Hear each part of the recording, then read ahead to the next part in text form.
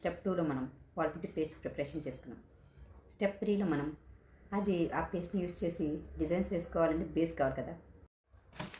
ఇవ్వనండి boards. ఈ వీడియోలో మీకు MDF బోర్డ్స్ దాని సైజు గురించి చూద్దాం. చూసారండి, ఇక్కడ ఒక సైజు 1 ఇంచ్ దగ్గర నుండి కూడా అవైలబిలిటీ ఉంటుంది MDF బోర్డ్స్. దాని ఎంఎంలు మాత్రం థిక్నెస్ మాత్రం వేరియేషన్స్ ఎక్కువగా ఉంటుంది. ఒకదానికి 4 mm అని 3 mm అని అట్లా కూడా ఉంటాయి అన్నమాట. మనకి ఎంత కావాలి, ఏమి వేస్తున్నాం దాన్ని బట్టి మనం సెలెక్ట్ చేసుకుంటాం. నేను ఇక్కడ చూపించేది ఏంటి, ఇవి దగ్గర నుండి ఉన్నాయి. ఇవి 3 mm 4 mm ఉంటుందండి. ఇవి ఒకటి ఫ్రిడ్జ్ మ్యాగ్నెట్స్ కానీ, ఒకటేమో నార్మల్గా టేబుల్ టాప్గా పెట్టుకోవడానికి అని చెప్పి డెకరేషన్ తీసుకున్నాను. ఇంకొంచెం ఏమో వాల్ డెకరేషన్స్ కూడా ఇట్లా అవైలబిలిటీలు ఉంటాయి. ఇదొక్కటే కాదండి, ఇంకా మీకు స్క్వేర్స్ అని మీకు ఏ షేప్ కావాలంటే ఆ షేప్ కస్టమైజ్ కూడా చేయించేస్తున్నారు చాలామంది.